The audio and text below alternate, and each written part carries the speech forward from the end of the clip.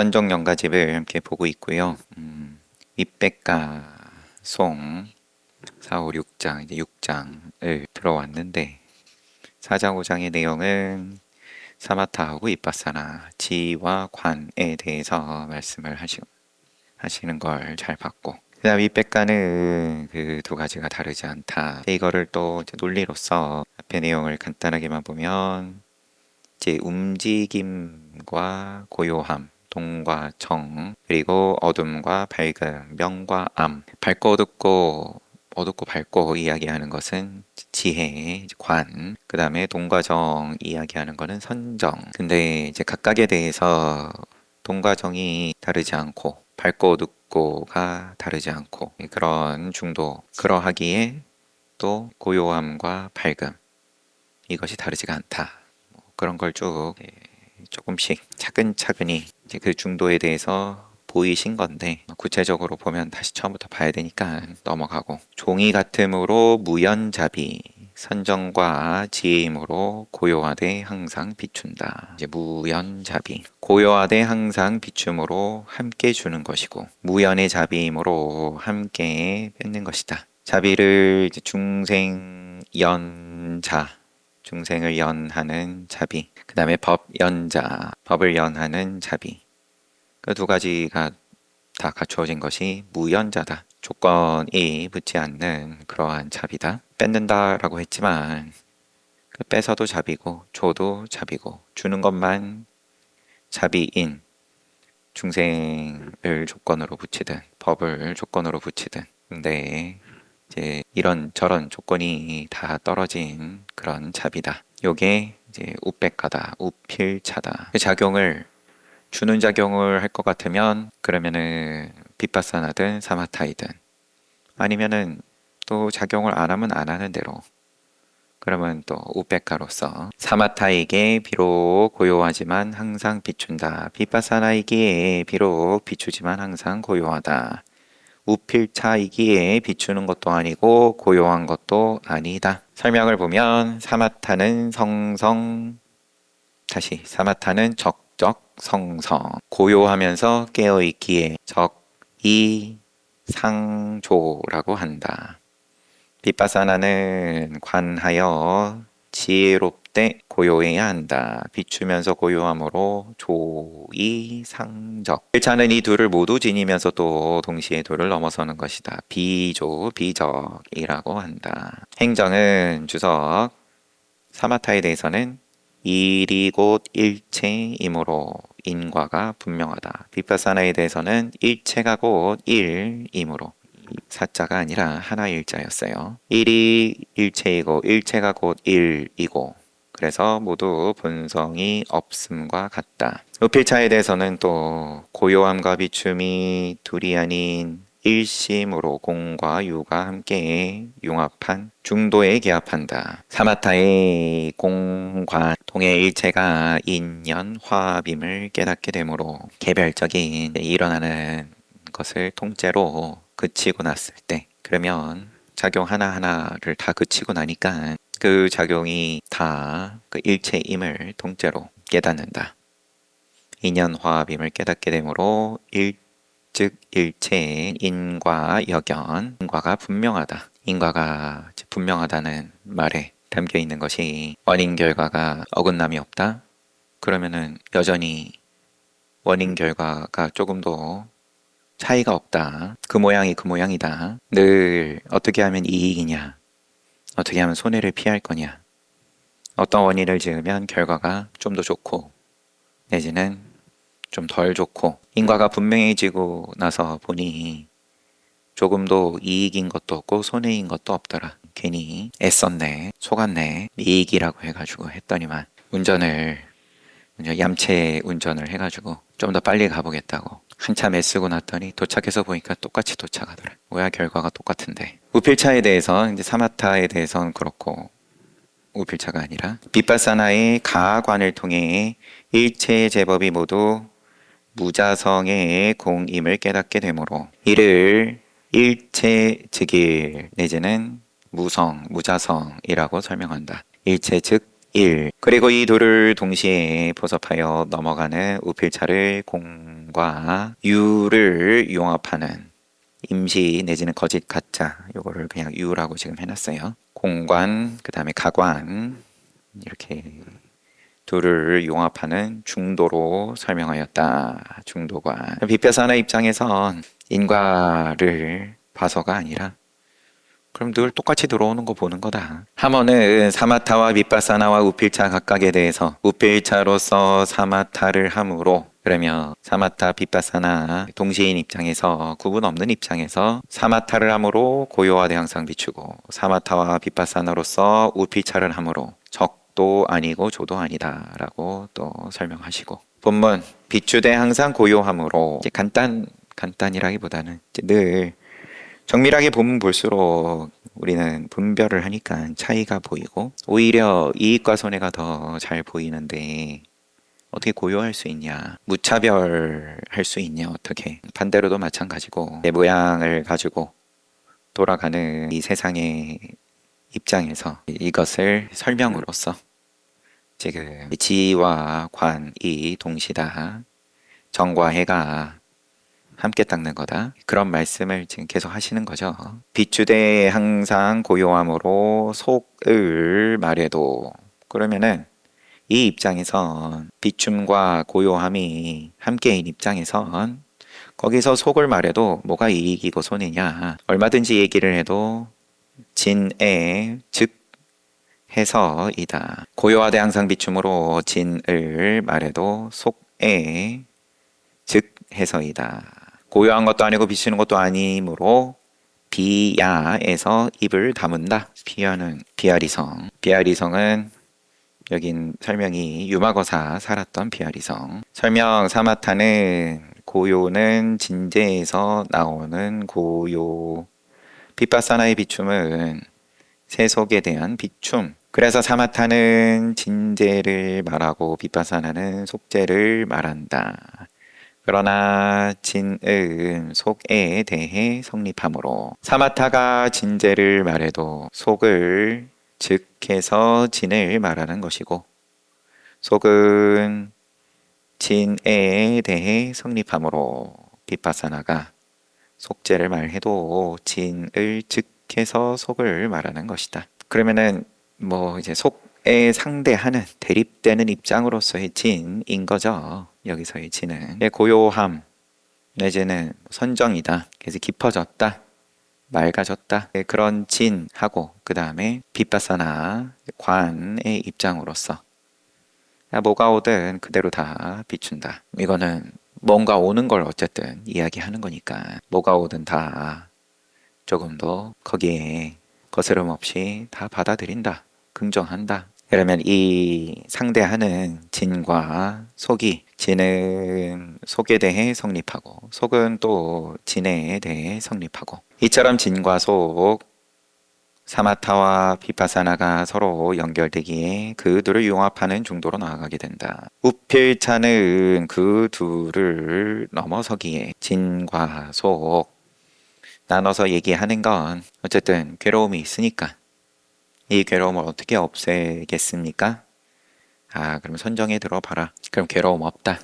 일어나는 거 없다. 그래서 선정에 극한에 이르러가지고 상수멸이다. 그래 본들 우필차는 그 둘을 넘어서기에 고요도 아니고 비춤도 아니며 해볼 만큼 해봤으면 알지 않냐. 부처님께서도 그럼 몸에다가 음식도 안 넣고 숨도 집어넣지 않고 그러면은 조금도 생각이 안 일어나는 일어날 생각이 없는, 심장도 뭐 안 뛰었을 수도 있죠. 보통 상수멸에서 이야기하는 것처럼. 그러면 속을 없애고 없애서 아주 정순하게 만들어진 진인 건데 해볼 만큼 해봤으면 안 되는 줄 알 거 아니냐. 그래서 중도의 우필차의 입장에서는 진제도 속제도 말하지 않는다. 그런 입장으로 비야에서 입을 다문다. 행정은 주석을 환으로 있는 속에 즉하여 무성의 소리 없는 진이 성립하고 무성의 진을 요달하여야 환으로 있는 속이 된다. 경에서 이제가 함께 둘이 아니므로 서로 다르지 않으므로 항상 어긋나면서도 아직 각각인 적이 없다라고 말한다. 이에 후 비진 비속에 대해서는 경에서 유마가 침묵하여 말이 없자 문수가 문자와 언어가 없는 데에 이르니 이는 진실로 불이법문에 들어간 것이다라고 찬탄하여 말했다. 다시 본문입니다. 그 다음 마음을 관하는 십문이다. 네, 여기까지 사마타하고 윗바사나가 다르지 않은 입장을 쭉 6장에서 보여주신 다음에 그 다음 마음을 관하는 십문 1번부터 처음에는 항상 그러함을 말한다. 2번 그 다음에는 관하는 본체를 드러낸다. 세 번째는 그 상응을 말한다. 네 번째는 교만을 경계한다. 다섯 번째 게으름 경계한다. 여섯 번째 관하는 본체를 다시 드러낸다. 일곱 번째 옳고 그름 시비를 밝힌다. 여덟 번째 말과 취지를 가려낸다. 아홉 번째 닿는 곳마다 관을 이룬다. 열 번째 현묘한 근원에 묘하게 개합한다. 관심 십문이에요. 관심 십문. 이렇게 10가지를 제시를 하고 그 다음에 각각에 대해서 설명을 쭉 해나가시는데 설명 보기 전에 괜히 또 한번 더듬어 보면 항상 그러하고 그 본체를 보고 본체를 드러내고 그 상응을 말하고 경계를 좀 합니다. 교만도 경계하고 게으름도 경계하고 그런 다음에 본체를 다시 드러내고 그 다음에 시비를 밝히고 말과 취지를 가려내고 그 다음에 닿는 곳마다 관을 이룬다. 그리고 마지막 현묘한 근원에 묘하게 개합한다. 뭔가 크게 보면은 세 단계인데 항상 그러함을 말한다예요. 말한다. 그 다음에 본체 드러낸 다음에 상응을 말하고 경계를 할 거 하고 또 본체 드러내고 시비와 그 다음에 말과 취지면은 뭐 우리 아난존자일기 볼 때 나오는 표현으로 치면 문법과 뭐 내용 그러할 테고 닿는 곳마다 관을 이루고 근원에 묘하게 개합한다. 마지막에 보겠습니다. 본문 첫째로 항상 그러함을 말한다는 것은 무릇 마음의 본성은 허하고 통하여서 비어있고 통해서 움직임과 고요함의 근원이 둘이 아니라는 것이다. 본래 허공이니까 거기서 폭풍이 치든 아니면 조금 더 움직임이 없든 근원은 허공이다. 이것이 항상 그러함을 말하는 거고 설명 여기서는 앞으로 10가지 방식으로 관하고자 하는 마음이 어떤 존재인가를 우선 말한다. 관하고자 하는 마음이 뭐냐? 그럼 이제 정답을 먼저 제시하는 거예요. 어떻게 보면 답은 이거야. 근데 뒤에는 그 풀이는 이러하다. 태승의 마음을 만법의 근원으로 본다. 만법의 근원으로서의 마음은 주계 내지는 능소 아니면 색심 내지는 자타 다 같은 말이죠. 이쪽 저쪽 일체의 분별을 넘어서되 다시 그 일체를 자신 안에서 포괄하는 전체로서의 마음 항상 그러함을 이와 같이 항상 그러함을 법이라고 한다. 행정은 또 설명하기를 예나 지금이나 항상 그러함을 법이라고 이름하니 진여법이 법이하여 연을 따라 만법이 모두 일어나고 법이하여 항상 그러하여 연을 따라 만법이 모두 일어나고 또 항상 그러하여 본성으로 돌아가는 것을 말한다. 본래 저절로 이와 같으므로 법이 항상 그러함이라고 말한다. 계속 설명하기를 횡적으로 삼재에 다하고 수적으로 시방에 펼쳐지므로 허하고 통한다 라고 말한다. 그럼 뭐 시간적으로 내지는 공간적으로 다 통한다. 움직이되 항상 고요하고 고요하되 항상 움직임으로 둘이 아니다 라고 한다. 본문 진연은 사려를 끊지만 반연하고 헤아리는 염과 다르지 않다. 진연은 사려를 끊지만 계산기를 내려놓지만 하지만 반연하고 헤아리는 염과 다르지 않다. 행정은 설명하기를 하택을 인용합니다. 하택은 진여는 무념인데 염이란 것은 진여를 염한다는 것이다 라고 하택은 말했다. 진여 자체는 사려를 끄는 무념이지만 일체념은 그 진여로부터 일어난다. 용어를 이렇게 말하든 저렇게 말하든 다시 똑같은 얘기로 돌아가서 깨닫고 보니까 다 붙여더라. 헤아리는 염 하나하나가 다 사려가 끊어진 진여더라. 그러면 미혹한 견해는 어지럽게 치달리지만 그것을 궁구하면 오직 하나의 고요함일 뿐이다. 신령한 근원은 형상화되지 않지만 그것을 비춰보면 천 가지 차이가 있다. 내지는 천 가지 차이를 긍정한다. 다 비춘다. 그대로 거울이 비추는 모습이 다 고스란히 다 차이를 그대로 비춘다. 행정 견 번뇌의 번뇌는 분연하게 치달려 흩어지지만 항상 하나의 고요한 진공이다. 신령한 지혜는 그 모양이 없지만 근기를 살펴서 모나거나 둥글어야 하는 바를 따른다. 신령한 지혜는 근기를 살펴서 모나든 둥글든 그 바를 따른다. 살펴서 살피는 게 아닌 거죠. 지금 계속 10가지 관심 10문 중에서 첫 번째 항상 그러함이 이렇게 이어지는 중입니다. 그 다음에 천 가지 차이가 있지 않으므로 앞에 문장 이어서 보면 미혹한 견해는 어지럽게 치달리지만 그것을 궁구하면 하나의 고요함일 뿐이다. 신령한 근원은 형상화되지 않지만 그것을 비춰보면 천 가지 차이가 있다. 천 가지 차이가 같지 않으므로 법안의 이름이 저절로 선다. 그 다음에 하나의 고요함이 다름이 아니므로 해안의 기호가 이에 존재한다. 그리고 세 번째, 진리와 헤아림 이와 함께 사라짐으로 불안의 공덕이 원만하게 나타난다. 그래서 법안, 해안, 불안 여기서는 법안에 대해서는 천 가지 차이가 같지 않으므로 그대로 펼쳐진 작용하는 폭풍 치면 폭풍 치는 그러면 속을 그대로 비추는 그러면 또 빗바사나에 또 설명하고 이어지는 걸 테고 하나의 고요함이 다름이 아니므로 하지만 그 각각의 색이 공과 동시인 그 공은 다름이 아니므로 해안 그럼 이건 보는 눈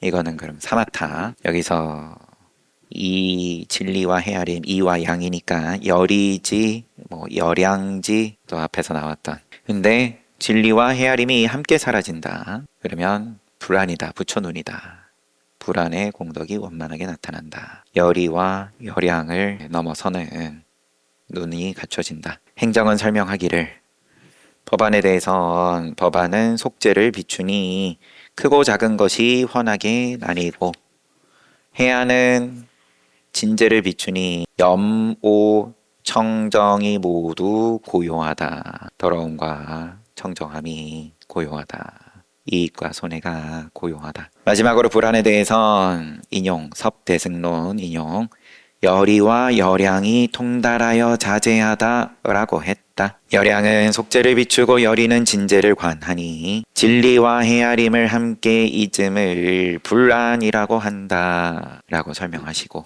다시 그러고 나서 다시 지금 법신 반야 해탈이 나옵니다. 이 때문에 삼재가 하나의 경계에 이어서 법신의 진리가 항상 맑다. 삼지가 하나의 마음이어서 일심이어서 반야의 밝음이 항상 비춘다. 그 다음에 세 번째 경계와 지혜가 명합하여 해탈의 감흥이 근기를 따른다. 법신 반야 해탈 앞에 어디 나왔는지도 다행히 설명이 있네요. 사마타송에서 논한 삼덕 법신 반야 해탈 여기서는 이걸 삼재가 하나의 경계 그 다음에 반야는 하나의 지혜 그러면 삼지가 하나의 마음 그 다음에 해탈은 또 경계와 지혜가 명합하는 이렇게 겹겹이 쌤 이 짜임새가 차원이 1차원, 2차원, 3차원도 아니고 계속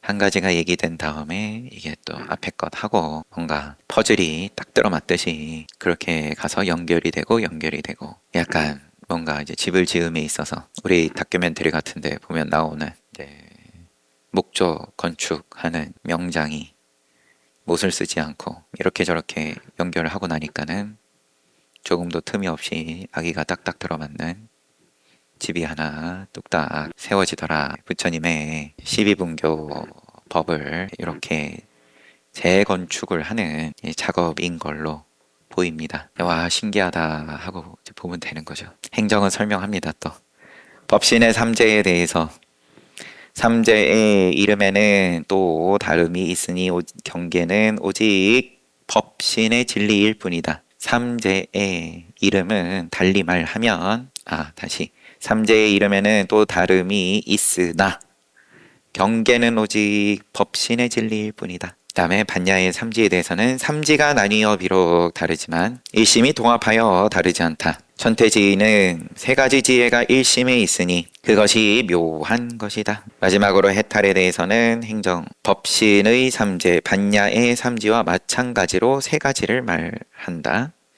경계와 지혜가 각각 셋이고 해탈도 또한 셋이니 본성의 청정함, 원만함의 청정함, 방편의 청정함, 원정, 방편, 정. 이런 즉 하나이 대 셋을 논하고 셋이 대 아홉을 논하니 아홉이 오직 셋이고 셋이 오직 하나일 뿐이다. 나누고 더하면 다르지만 그 근본에는 다름이 없다. 법화경에서 모든 것이 하나의 모습이고 하나의 종류다. 성인이 찬탄하는 바로서 능히 청정하고 묘한 제1의 즐거움을 일으킨다. 라고 하였다. 하머의 설명이 길게 이어지는데 넘어가겠습니다. 나중에 다시 보고 싶으면 돌아오고. 그리고 나서 종도 아니고 횡도 아니니 앞에 본문의 구절이 뭐였냐. 이 때문에 삼재가 하나의 경계에 이어서 법신의 진리가 항상 맑다. 삼지가 하나의 마음이어서 반야의 밝음이 항상 비춘다. 경계와 지혜가 명합하여서 해탈의 감흥이 근기를 따른다. 종도 아니고 횡도 아니고 원도가 현묘하게 모인다. 원이 원만한 요거는 이제 본문이 점 3개를 찍어가지고 범어를 표기를 하신 모양이에요. 그래서 점 3개가 위에 2개, 밑에 하나, 그래서 역삼각형 모양으로 3개가 찍혀 있는 모양인데, 그래서 종도 아니고 횡도 아닌 거죠. 그러면 위아래로 꺼도 세로로 꺼도 가로로 꺼면 점 2개가 연결이 돼. 점 3개를 한꺼번에 깨지를 못한다 이거죠. 종회. 종도 아니고 횡도 아닌 원이의 도가 현묘하게 모인다. 행정은 여기에 대해서 범어 이자는 2점이 위에 있어 떨어지는 물의 종과 같지 않고 한 점이 아래에 있어서 타는 불의 횡과 같지 않다. 삼덕이 상생으로 그런 것도 아니고 상합으로 그런 것도 아니고 타고난 참됨의 진리가 자연히 이와 같은 것을 비유한다. 그러면 이제 앞서서 이제 세 가지로 이야기를 한 삼재든 내지는 삼지든 아니면 또 해탈에 대해서 또 3가지로 이야기를 했던 3가지 청정함이든 이게 그러면 하나라도 빠지면 균형이 안 맞는다. 이제 그런 설명을 현묘함이 무너진다. 다 갖춰졌을 때에 현묘하게 모인다. 그런 비유다. 하머의 설명 또 넘어가고. 그러므로 삼덕의 묘한 성품이 완연하여 어그러짐이 없음을 안다. 삼덕은 지금까지 계속 논한 대로 법신, 반야, 해탈 3가지 덕을 말한다. 이 3가지 덕이 모두 각각 중도를 이루어 원만하고 자유자재하여 부족한 것이 없다. 행정은 이 진재 차원의 법신, 반야, 해탈에 대해서 그러므로 삼덕이라는 것은 온, 그 다음에 입, 6입처, 그 다음에 개, 18개 음과 입과 개의 고통이 곧 법신이지. 드러나는 것을 법신이라고 이름하는 것이 아니다. 탐진치의 성품이 곧 반야이지. 능히 밝히는 것을 반야라 이름하는 것이 아니다. 업행으로 속박의 매임을 해탈이라 부르지.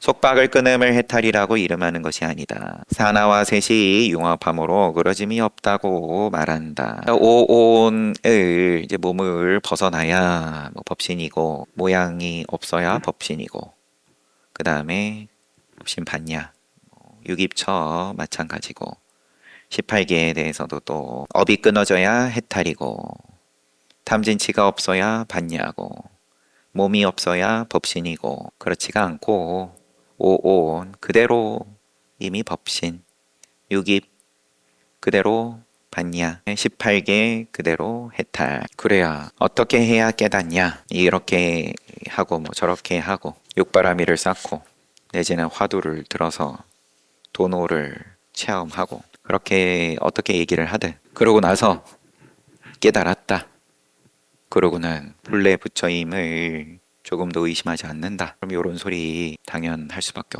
없는 거죠. 몸이 흔적이 없고 머물지 않아야 머무름이 없을 때 법신이다.